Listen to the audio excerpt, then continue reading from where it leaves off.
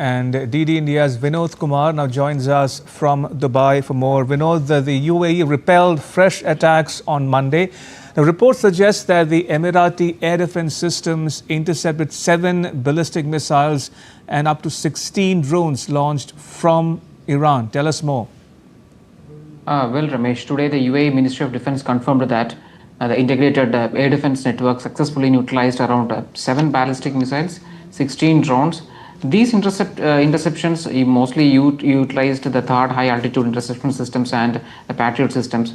While all of these threats were destroyed before the impact, falling debris caused minor injuries to an Indian national in Al Shuamak area in Abu Dhabi.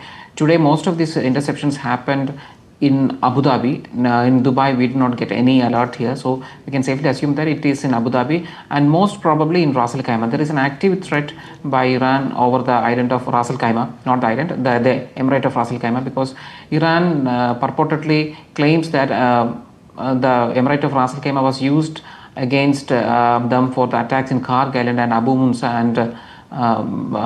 Islands. So this latest engagement brings the total number of intercepted missiles and drones to around 2,000. 352 ballistic missiles were fired towards UAE. This is by far the highest count. The Kuwait comes at a distant second with combined projectiles at 600 to 700 in range.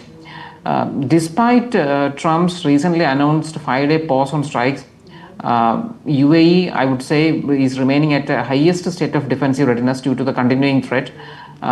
These are the updates from UAE as far as the interceptions are concerned. Vinod, as you reported, an Indian national in Abu Dhabi has been wounded by falling debris from an intercepted ballistic missile.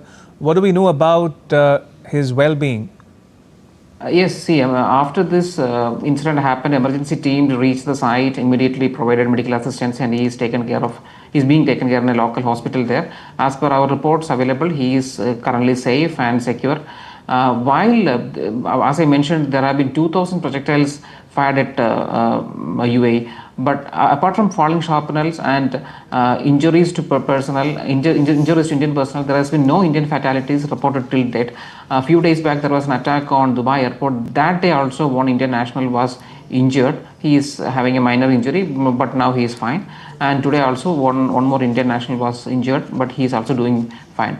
And we must also remember that UAE is taking the country, Indians as a family, for the resident visitors and residents whose visas have expired. UAE ICP has extended the visa waiver and fines. Recently, we heard that the UAE ambassador to India, Abdul Nashar Al-Sali, he has given a reassuring message that the safety of Indians are a personal responsibility of the UAE leadership, and they are being treated like a family. So Indians are very well being taken care here. And since you referred to President Trump's announcement of a pause in any new strikes on Iran's power plants, how are the Gulf countries in general and the Emirates in particular viewing President Trump's decision to put off any strikes on Iranian power plants for at least 5 days? Well, Ramesh, there has not been an official communique either from any of the GCC countries nor from the GCC Secretariat. However, earlier in this day, Anwar Gagash, the UAE President's diplomatic advisor, said that the focus of UAE goes beyond a ceasefire solutions and ensure a lasting security in the Arabian Gulf. But for sure, the mood across Gulf is a mix of tense skepticism and relief. While President Trump's announcement for 5-day pause has momentarily cooled the temperature, I think that the region remains on hair trigger itself. As you mentioned, there was no talks between Tehran and Washington as claimed by Tehran, and they have rejected US President Trump's claim that there was an active talk. And Iran has also purportedly told that intermediaries would continue defending itself until a necessary level of deterrence is achieved. In public, Tehran has made demands of ceasefire that will be impossible for Washington to meet, such as an end to US military presence in the Gulf and massive compensation. Massive compensation, by what they mean is around $2 trillion. These are actually not very easy for Washington to meet. particularly for Emirates, there has been threat to the power plants, and not only threat to the power plants here, threat to desalination plants as well. Recently, as I mentioned, there was a threat to Ras Al Khaimah. Today morning, there was a threat directly to the UAE's Baraka nuclear power plant. As you know that yesterday, the Shimon Peres Negev nuclear power plant in Israel was successfully attacked by Iran, and there was close to 100 people have been injured. So in UAE also there is a power plant of high proportions. Around 25% of UAE's power comes from that single plant. It's called the Baraka plant. So UAE is actually critically aware that Iran's counter threat specifically targets to this particular plant, desalination plants.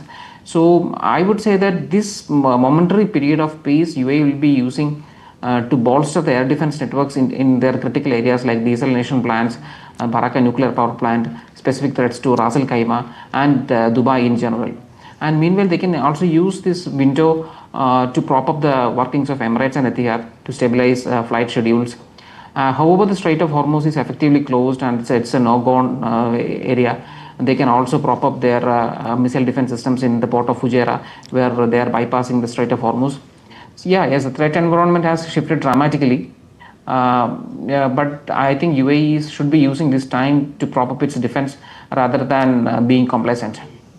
Vinod, thank you. Vinod Kumar reporting there from Dubai.